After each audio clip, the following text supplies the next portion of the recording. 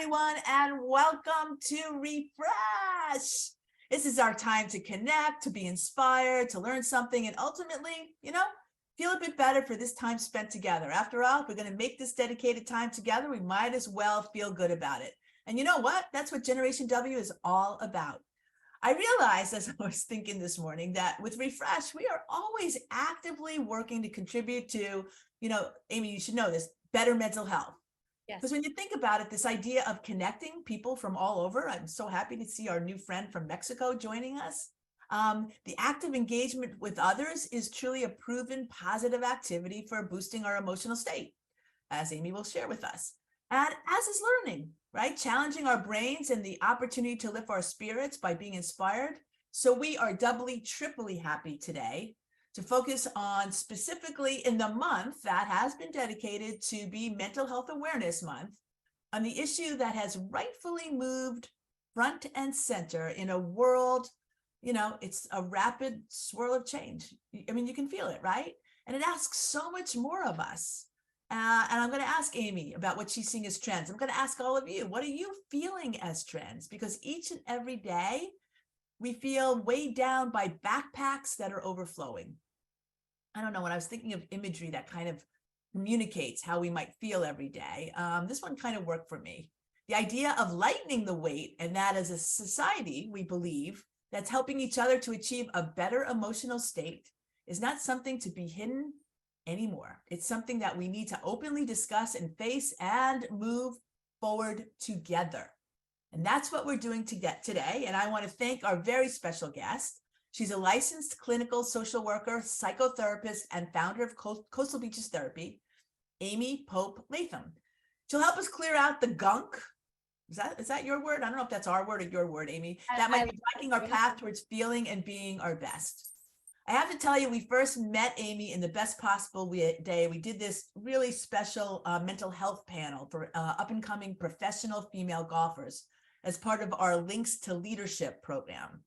It was last November. And we had, I don't know, somehow we found her through friends, through this one, through that one, uniquely recommended. And she had such a beautiful way of talking about our mental health and spreading awareness with kindness and intelligence and experience and humor. And so when it came today to say, let's talk about mental health, Amy, you were at the top of the list. And I am so glad that you're here and welcome. Well, thank you so much, Donna. It was so nice to see you too. That was such a beautiful event.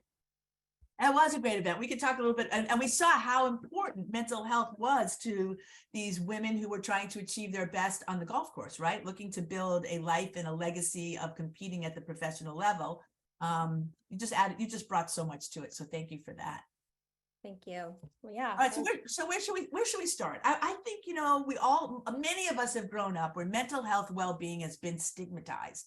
It was kind of put in the back closet. Anyone who wanted mental health, if you wanted to go see a therapist or ask for help in some way, you were thought there was something wrong with you.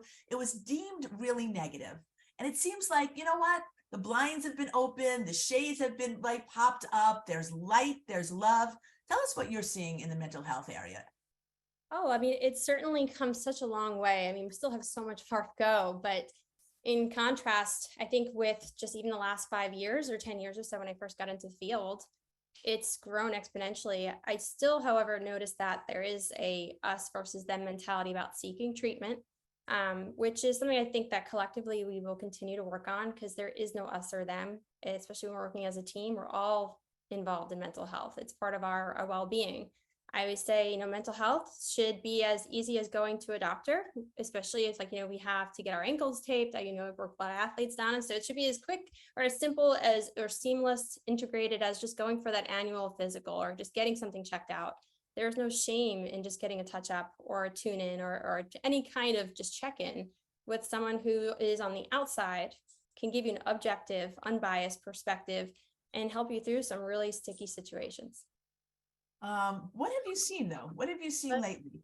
Recently it's been, I've actually noticed more males coming to therapy, which is phenomenal. I love that has started to, grow in the sense of normalization of men's mental health.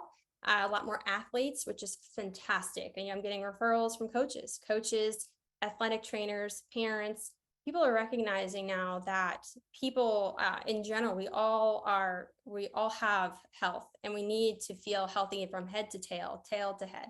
And so with the influx of people who are normally being told to suck it up or tough it out or just keep going, they're the ones reaching out for support now, which has been so awesome to see. I do know there has still been, though, an uptick of anxiety and trauma, absolutely post-traumatic stress disorder, more depression, and a lot of hopelessness, uncertainty about the future. Those tend to be where I mostly feel I'm giving the most support to my young adults who come in. They feel really uncertain about the future. So that has definitely shifted in the last few years or so, even just the content of some of the concerns that people are coming in for support.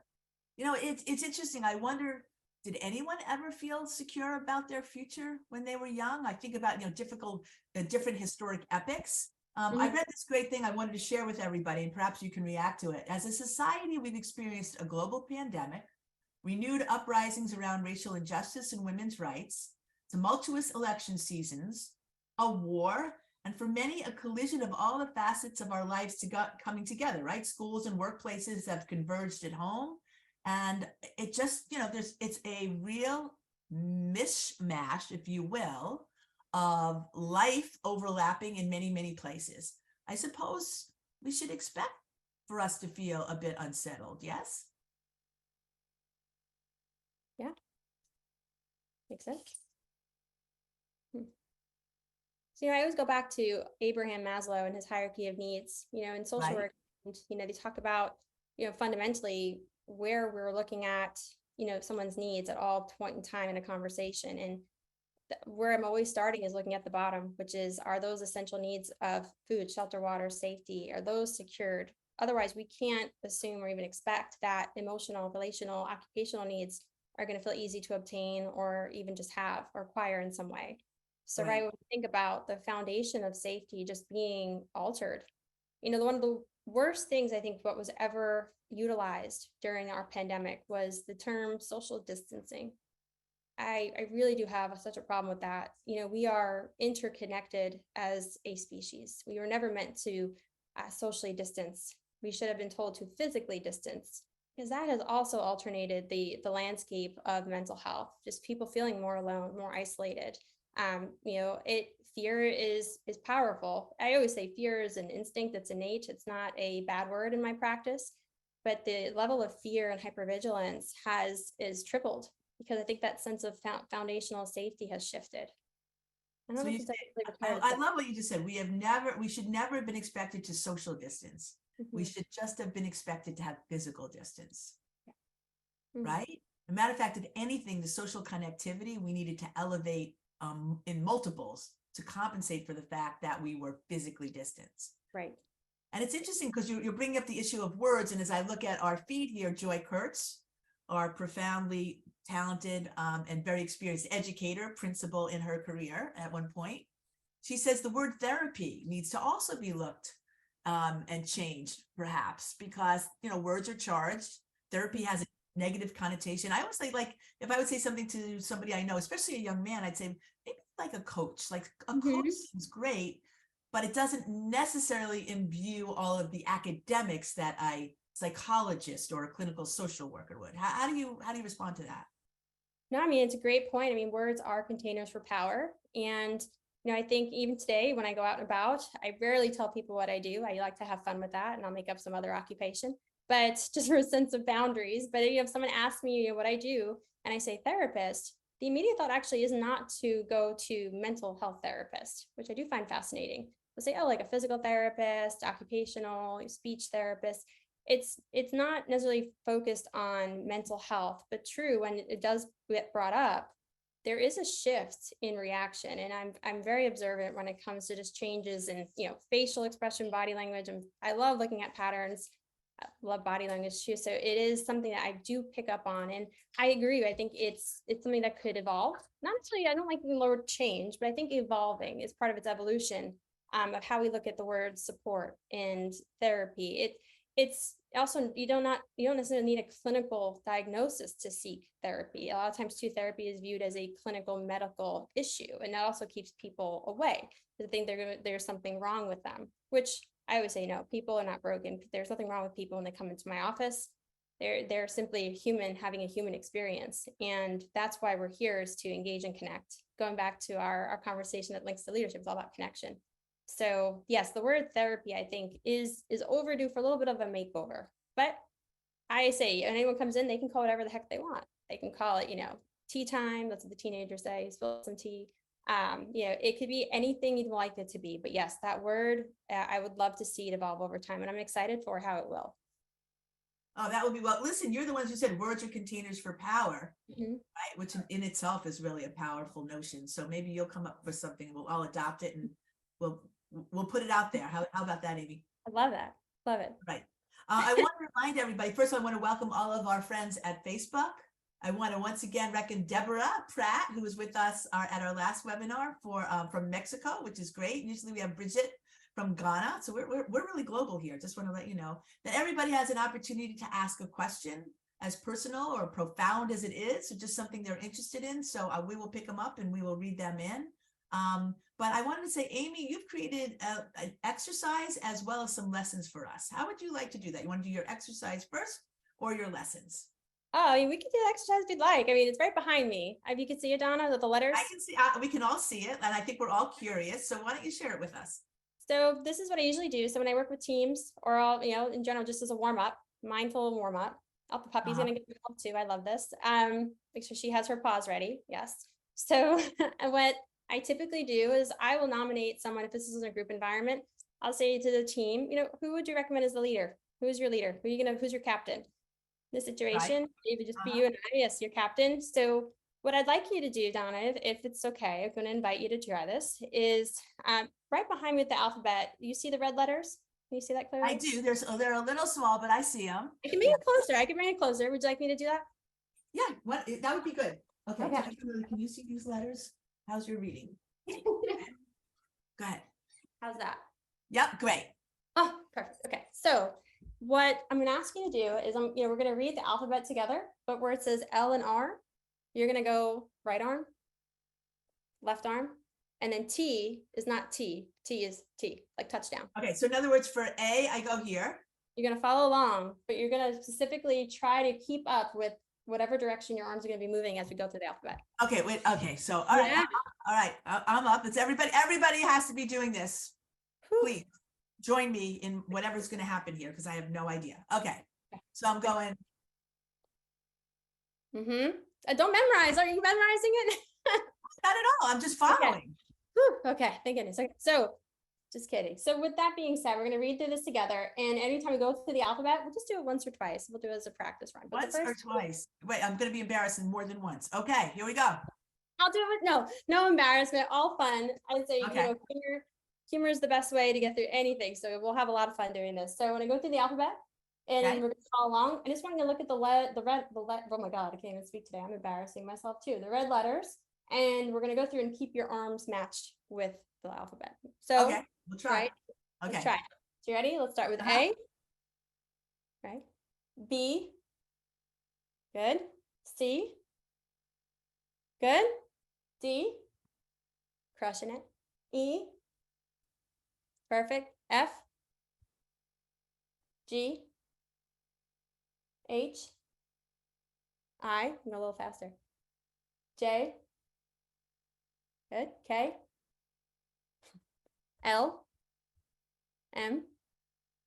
N. O. P. How are we doing? Good. Good. Q. R. S. T. Perfect. U. V. W. X. Y. And Z is like the center of the bingo card. It's a free for all. So you could freestyle that one. So you can go like up, down. It's yeah. There you go. Freestyle it out. Okay. I got it. All right. Now, am I supposed to remember that? No, actually, let me ask you a question. What did you think about that? What was it out like for you just now doing that? I was extraordinarily focused. I could hear you. I always had problems with my right and my left, but I was super focused on what you told me to do. And there was clarity in that focus. Perfect. So your mind was really just focused on the activity. Yes. Any other outside thoughts that could come in at the same time or no? Actually, I didn't want to look foolish, but I knew that if I stayed focused on the activity, that I would get it right. And I wanted to get it right. Perfect.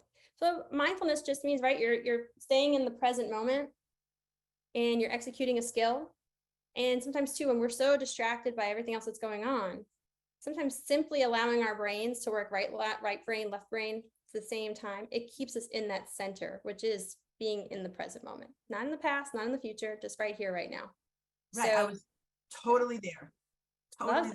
Which is really difficult for me generally, but like, yes, I was totally there. And it you felt crushed clean. it. It felt clean. Do you know what I mean? Like there was no distraction. It was clean. That's wonderful. So too, like whenever we're caught up in something, whether it be we're have so much on our plate, we're overworked, overstimulated, sometimes doing a brain activity. I like to say the brain, even though it's an organ, I treat it like a muscle, and we have to strengthen it by using it. So, granted, if we're struggling, instead of fatiguing the brain out, why not strengthen it and give it an exercise? And it's a 2-for-1. It keeps your brain sharp, keeps you in the present moment, and whatever is on the back burner, you'll get to it. I say we're always on time. We're never late. We're always on time, even if like we're falling behind. So there's no rush. So you could practice something like this. Sometimes they too, like practicing a game of Tetris or playing a game of Tetris, something where you're stimulating your brain, just focusing on a task at hand. That being that you did it really well, Donna, because that is something that's new. We didn't know about this before. It taught No, you something. I didn't. Is that why people like Candy Crush so much? It's Candy Crush, but I can see the appeal in that. Yeah, like Words with Friends, something like that. Yes. So Right? it's Wordle. Have you played Wordle? All the time. And now I'm playing Portal. I don't know if anyone's doing that, but I would recommend it, where you play four at once. What? That Yeah, that's why. it's wild. It's It's wild. wild. It's fun. It's fun. Wild. So yes, an exercise like this is a great way to warm up the brain, and it allows you to stay focused. And that's why I like to teach people things in my practice that they can utilize outside of my office, or else what's the point? I always say in my practice, if I'm in business, that's not the goal. The goal is to be out of business. The goal is for people to be out on their own. If I don't want to age with people in my practice, I'd like them to see them living their lives outside. And so if I can give them tools like this, they could practice. People come in, they'll take photos, whatever. They carry that with them in their backpack. I'd rather them have the tool in their backpack, the metaphorical backpack, than the stress, than feeling hopeless, than feeling powerless. I say we feel empowered the more we feel like we can handle these challenges. So it's just about equipping us with those tools to do so. That's great. And Deborah wants to know what Tetris is. Oh, well, Tetris is it's a game where, well, this is a fun one, where you have these different shapes. They're individually coming down on the screen. And the goal of this game, as these objects are floating down on the screen, as they become faster and faster the longer in the game, is to contort and move and basically shift the shape so it fits. Right. And these pieces are supposed to fit all perfectly, and it becomes really challenging. As I said, it gets really quick, but it's an excellent game. You can download on your phone or go on the internet and play it. Particularly after there's any kind of stressful event. That could also be really powerful to practice, is playing a game of Tetris, or there's even one called Brickadoo. I had a young teenager tell me about this, where it's the shapes of Tetris, but instead of it falling down on the screen and you have to move it, your goal is to shift it into a box. It's pretty cool. Very cool. And I just Those want are to new say things thank I've you, learned. Joy. Octortle, 8 at once. So if you, I know, right? You gotta try that. Or foodle, all food related words. Interesting. PH, like PHOODLE. So we're learning a lot to exercise our brains, which is really fun. I love the fact that we're continuing this brain theme because we had the amazing Dr. Pratt on our last show, who's all of a neuroscientist. You would love her work. And I would tell everybody watching these two shows together will definitely help improve our mental health and feeling good about our behavior. There's a lot of talk about anxiety. We talk about it in young people, but I'm seeing it in the workplace everywhere I go. My friends, I'm hearing it. How do we handle? And it seems to have grown. Is it grown now just because people are talking about it? Has always been there, or are there more things just making us anxious? Well, right off the bat, the way I look at it is anxiety is not the villain. It's a superpower at its best, but obviously it could be really debilitating at its worst. And, anxiety is what's kept you and I and all of us here today. It's our nervous system. Our nervous system is our fight or flight. It is responsible for our ability to hesitate, make decisions, and it keeps us out of some really maybe unsafe conditions as well. Anxiety is what absolutely helps us through tests. So when you think about, like, even if there's performance anxiety for taking an exam, it's adrenaline. But when it becomes disguised as the enemy, yes, it could feel like this horrible, just backpack. You say the backpack before, horrible, just brick that just never goes away on our shoulder. Sometimes I'll say anxiety, the way I've seen it in people come in my office, is that it feels like to them, imagining you're playing a video game and you have like that ominous music where you're searching for the bad guy and you can't find him. Or when you're listening to music on full blast and for whatever reason, the volume doesn't go down. You can't get the volume to turn down. That could, or better yet, another one, I love my metaphors and analogies too, is imagine you're in your vehicle and the seat belt just keeps getting stuck. And for whatever reason, you can't, break out of it. That would create a sense of doom, gloom, and fear, right? Fear is an instinct, again, that comes out with anxiety as well. So you have the perfect storm of fear and adrenaline. That's how you get some anxiety. So it is something that I'd like to just, again, normalize, not neutralize, because people do suffer from it. I mean, it is something that, again, it can feel really debilitating. It's kept people out of work. It can keep people out of a lot of daily living activities that for them brings them so much joy. I've seen it with athletes that keeps them off the field. They get the yips, they can't do it. So I'm not going to minimize or invalidate someone's experience, because anxiety, again, can be absolutely debilitating, but I like to make it something that feels more tangible, like it's part of your biology, so you're not afraid of it. Just like we have our our skin on our bodies, we have our features, we feel comfortable when we know kind of what we have. So if we're already aware that we have it, we can work with it. If it feels foreign to us, we're going to want to get rid of it. And what happens is the more we want to get rid of something, the stronger and more invasive it becomes. And that just creates this vicious cycle of avoidance. And that's where a lot of people get stuck. I know, as far as I'm curious, Donna, with how you hear anxiety out in your world, how do you feel like it affects most people that you know? Do you see it on a physical level? Do you see it like emotionally? How do you usually see it in the people that see it on a physical level? Sometimes it just pours out in people's skins, and there's whatever they might have. Mm-hmm. It pours out in behaviors in terms of people being afraid to move forward or things, or needing certain environments that enable them to feel safer, right?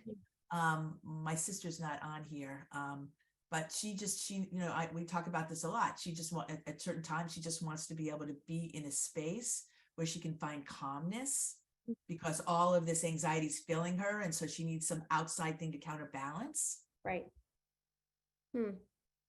Well, no, and that's fantastic. I think of the quote by Ernest Hemingway from The Old Man and the Sea, where, I think it goes in the book of the story. It's, now is no time to think of what you do not have, but think of what you could do with what there is.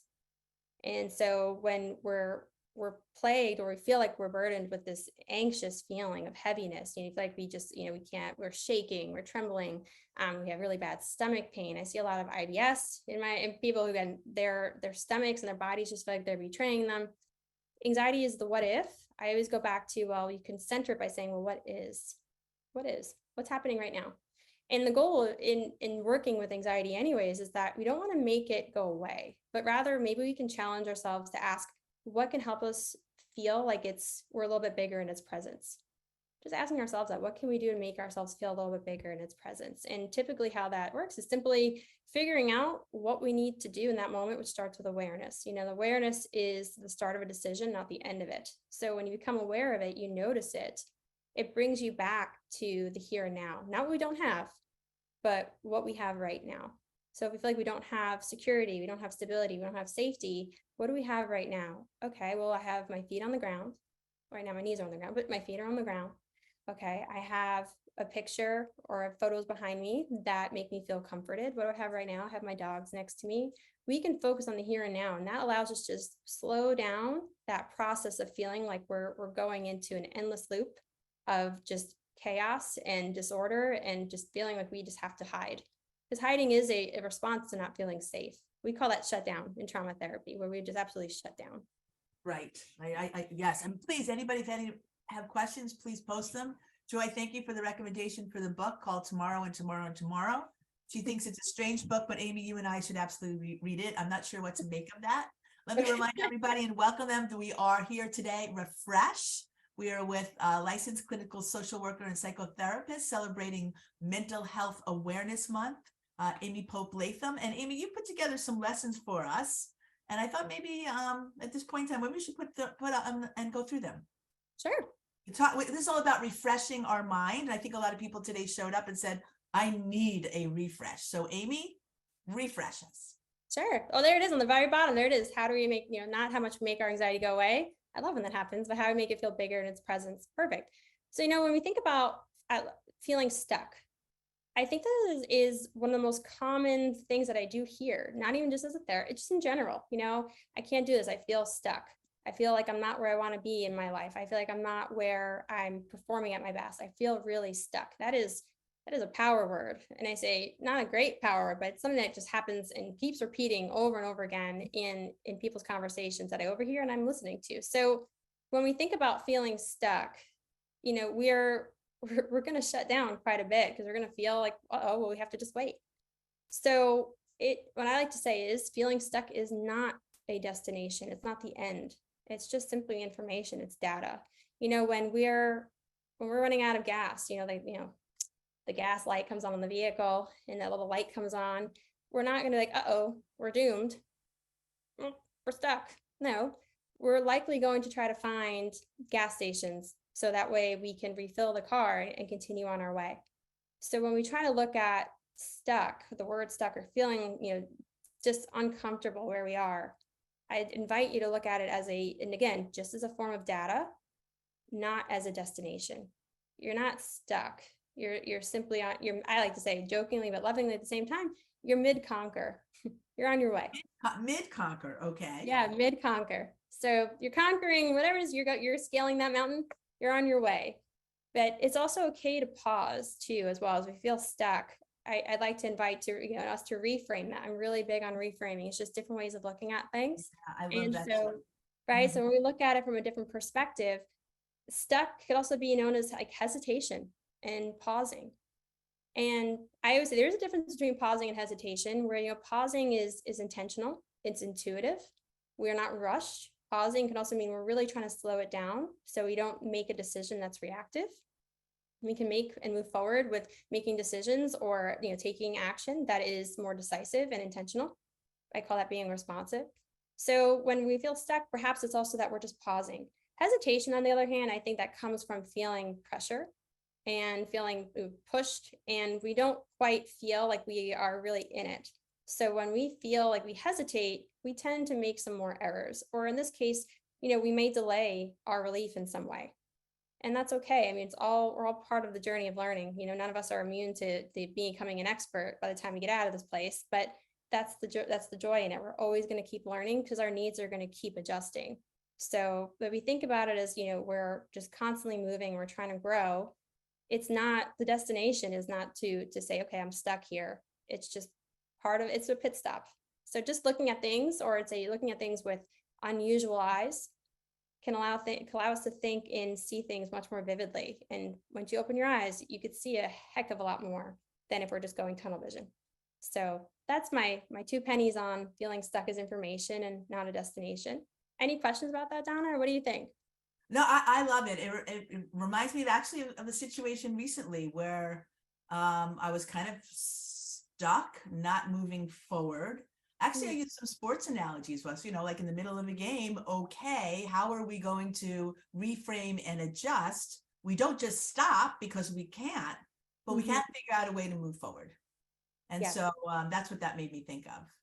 Oh, I love that. No, that's beautiful. And, it's, wow. I love you brought back the sports because it's important to always, tie it in that it's for all of us are not immune, and mental health shows up, or at least, mental little hiccups or any kind of blips that we have, they show up in all different fields of endeavor. It's not just related to someone just struggling. It shows up in everything we do.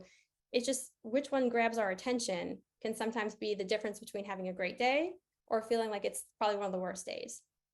But absolutely. I love this. When you doubt your power, you power your doubt. Yes. Wow. And none of us want to feel like doubt feels uncomfortable, or should we be comfortable with doubt? Well, I say doubt, ooh, doubt is one of those things where it needs an invitation to show up. Doubt comes from others. Whereas I go back to that word fear from earlier before in today our conversation, and I say fear, like fear is an instinct. Fear is powerful. Fear helps us get stuff done. Fear gives us the gusto and the grit to work through things and have these really fun ideas that otherwise we would never imagine. Fear is saying this might actually work. Let's make it happen.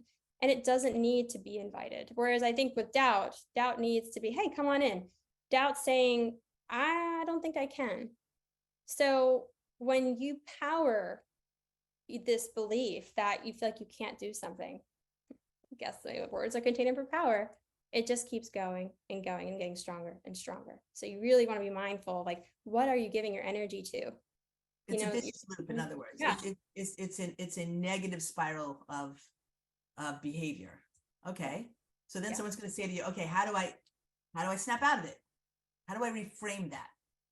Well, it's coming back to the here and now, and instead of focusing on what you can't control or what you're doubting, you got to go within. I say confidence is a skill. It's a skill. And any skill we do and we develop has to be practiced. So that was one of those where we could really, use it as our weights to build our confidence, because whatever it is that's holding us back is exactly what could begin to push us forwards. So when we look at doubt, it's like, well, what about me feels like I can't do this right now? What am I really afraid of? Because if it's someone else telling me that I should be afraid, how do I know for myself if this is actually something I should be afraid of? Like, where's the validity in that? Is it coming from me or someone else? If it's coming from me, I'm going to listen to it, likely. But if it's coming from someone else, I'm going to challenge it with curiosity, of course. So keeping your mind open. So you need to pause and just take a step back and recognizing that, it's so powerful to use the skill of confidence and recognizing that you have everything you need within you already. Like greatness is already something you have within you.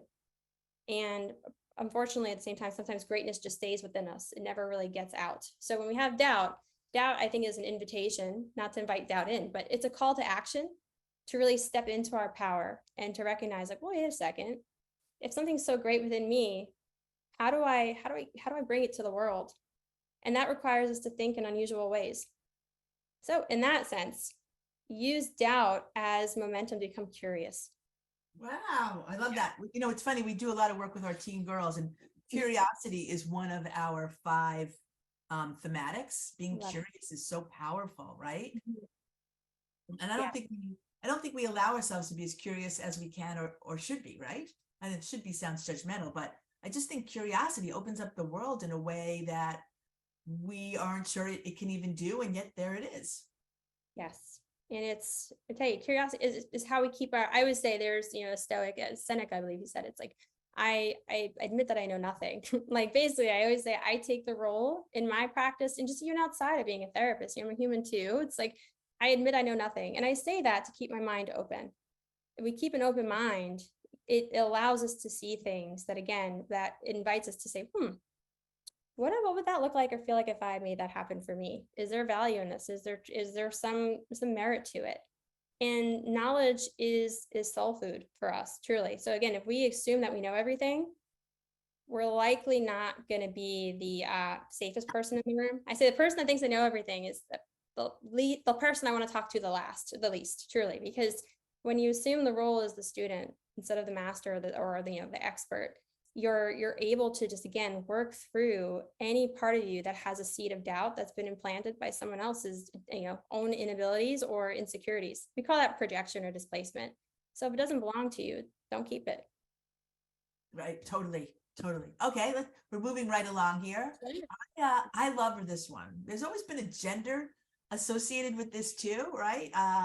If I want to just tell my husband something, I know it doesn't have to be just men, but he's always wants to solve it for me. And I love him for that. But sometimes I don't want a solution, right? I just want to talk. Mm-hmm. And that's important. I think validation, going back to this, is, when we think of solutions, we are, as human beings, wired to want to help. Part of what helps us stand out as humans in comparison to the other animals in the kingdom is, if an animal gets injured out in the wild, very likely they're going to be left to die. It's unfortunately the circle of life. Whereas in our history of human existence, we started to stay behind and help each other out. So we're wired in our cells of our bodies to help others. Naturally, men too, I'll say as gender, yes, they are wired as fixers, they're solution focused, and we love them for that because they help us. And that's fantastic. However, right, when we think of when someone is struggling, offering a solution or how to fix something, sometimes it backfires because yes, to your point, it's like, I don't need you to fix it. I just need you to listen. So that's why validation and just allowing someone to feel heard is often the best solution. Just giving them their, your space, holding that space for them, giving them your attention, giving them your ear, just not having to solve anything for them, but just saying, that sounds really tough. I can't imagine what that would be like for you right now. What can I do to help support you through this? Validation doesn't have to be, wow, okay, let's try to cheer you up. That sounds terrible. Cool. Ooh, that sucks. Or validation doesn't have to be, yeah, I see you. I hear you. What are we going to do about it? Validation is like, yeah, tell me more about that. Giving someone your undivided attention is validation. Because again, as human beings, we are so interconnected that whether it's through touch, you think about the love languages, right? Like whether if it's through touch, words of affirmation, if it's just quality time, acts of service, those are all forms of validation that do not need to materialize in physical, tangible, like, give me something to make this happen, but just simply giving someone our presence is a gift. So I love that. I love that. No, because we do mentoring work, right? yes. And we try to tell our mentors, I know Chantel's on this, that the women who show up, we say to them, your gift is your presence. Being here says so much to these girls, and yet they feel so compelled to try to solve all their problems or make this immediate connection. I'm like, just being present speaks loudly. And I love that, Amy. I really, really do. That's a great validation for at least some of the work that we're doing. So I appreciate that. For sure. Yeah, I'm telling you, it's as simple as, sometimes even just making eye contact, nodding your head, holding someone, hugging them. Another exercise is if someone puts their hand in one heart and the other, just connection, holding hands. Powerful. Yeah, all of our words. I have to just say, I want to just acknowledge the fact that Cindy Godot is a children's books writer. Thank you for joining us, Cindy. And her main character's motto is be kind and be curious and be you. I love that. I love that. We should probably, we're going to have to find that book, because for us, we talk a lot about kindness as being really a tremendous antidote for what's happening in the world, right? Really, really, really important. You're welcome. You're welcome, Cindy. Before we go, because it's 45 minutes of this incredible conversation, and it goes like this, right? Woo. You mentioned this idea of greatness inside all of us. If we took a survey, and said, how many people truly believe there's greatness in you?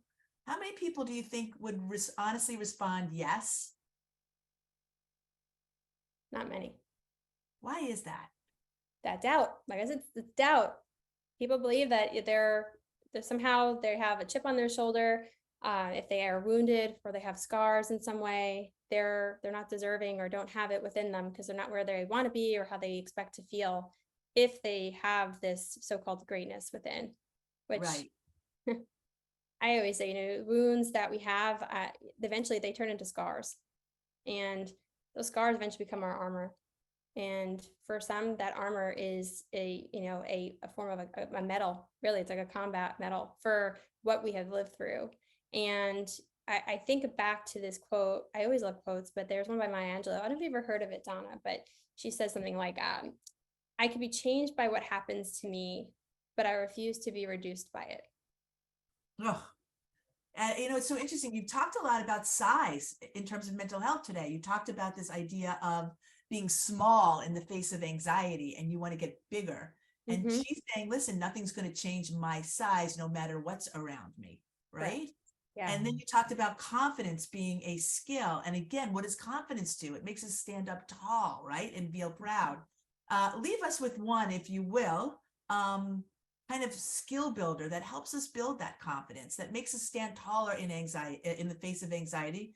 And as Maya Angelou, there's not many things, everything she says makes me actually feel Oh, small in her amazing. presence, but Yeah. like it's always so giant, right? In its concept. Hmm. I know, I think it's some things you could do is in general, think about who you're surrounding yourself with. Our nervous systems are going to very much pick up on the five nervous systems we spend the most time with, meaning we mirror each other.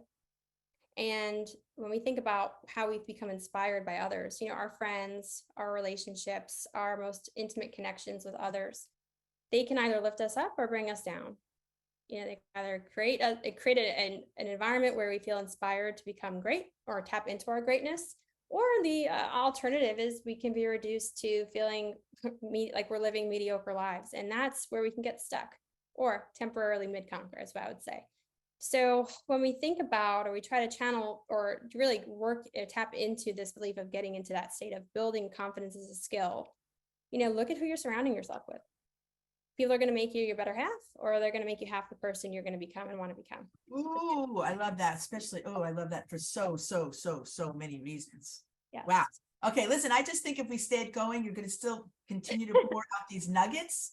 But out of respect for everybody's time, and I love the engagement, this idea of creating environments that tap into our greatness is very, very powerful. I'm actually talking to a group of junior high athletes and their parents tonight, and I'm talking about teamwork.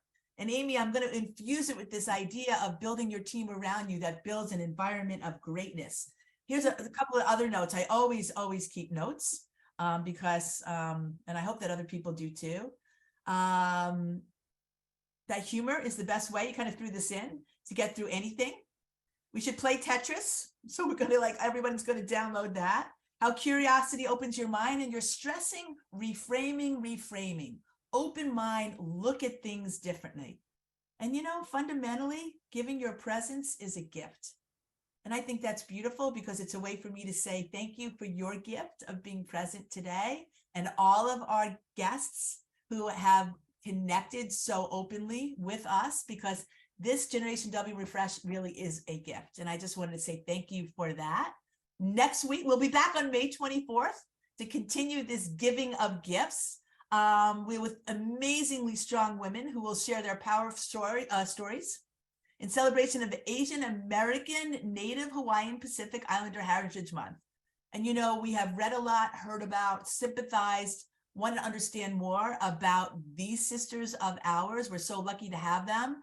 A daughter of Hmong refugees from Laos, Gia Vang is the co-founder and secretary of the Very Asian Foundation. A friend of mine is the executive director. So I got to tell you, I am super excited. It's an organization doing great work to shine a light on and change the narrative of Asian experiences. And then a great friend of Generation W, Jeannie Diffenderver, a native of South Korea, who came here to the US at age 13. She has such an interesting perspective on what she learned. Prominent business leader, an extensive 20+ year career at Verizon, and now helps shape leadership and growth on independent boards and committees.